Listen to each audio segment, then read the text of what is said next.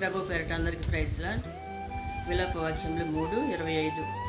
తన్ను ఆశ్రయించిన వారి ఎడల యెహోవా దయాళుడు, తన్ను వెదుకు వారి ఎడల ఆయన దయ చూపు.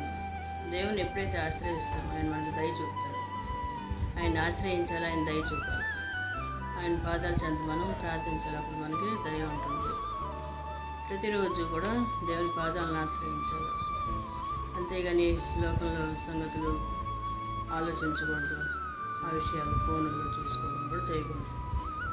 ఎందుకంటే దేవుల్లో ఉంటే పరిపూర్ణంగా ఆయన మనకి అన్ని విధాల తోడుగా నీడగా ఉంటాడు. ఆయన మన ఖాళీ టైంలో కూడా దేవుణ్ణి వెతకాలి, అంతేగాని లోకంలో ఉన్న విషయాలు ఫోన్లో ఉన్న విషయాలు వెతుక్కోకూడదు.